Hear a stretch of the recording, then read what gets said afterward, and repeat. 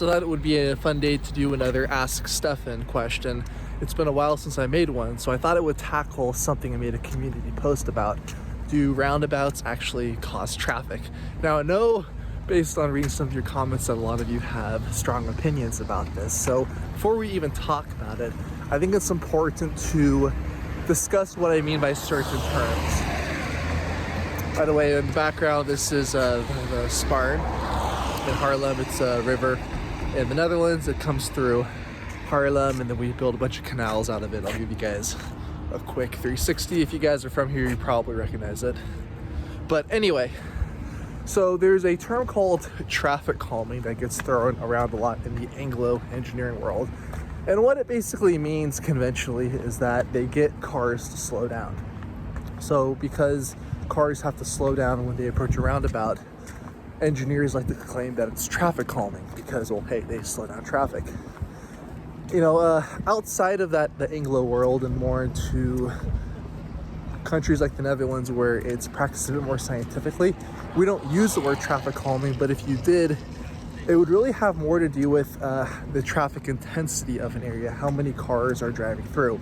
And now, normally, traffic intensity is highly linked with speed.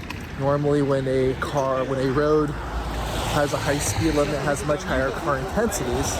No surprise there, because it becomes the preferred route to drive because it's faster. And roads that have lower speeds tend to have less cars on it.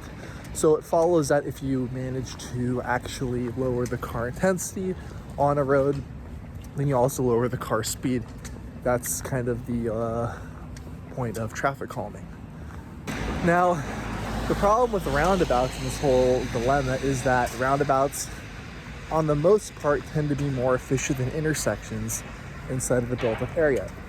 And the problem with that is then, because we're completely getting rid of that stop and go, is we're actually raising the average speed and reducing the travel time that cars can spend on that road, meaning that we make it a more attractive road, and then we induce more demand for that road. So more and more cars will go on that road, and therefore the intensities increase. And that's not really what comes to mind when we talk about traffic calming. It's actually the opposite. This is where I argue that there's something wrong with the definition, because if a piece of infrastructure can lower the speed of traffic briefly, but then by being more efficient, it can dramatically increase the intensity of car traffic, I don't think that's a good definition for traffic calming. Instead, I really think traffic calming should really be more of a conversation about the network planning.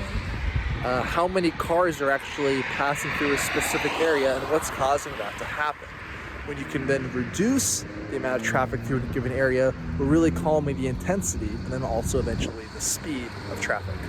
In summary, roundabouts, great way to reduce the severity of conflict points and making a safer design that's more pedestrian friendly.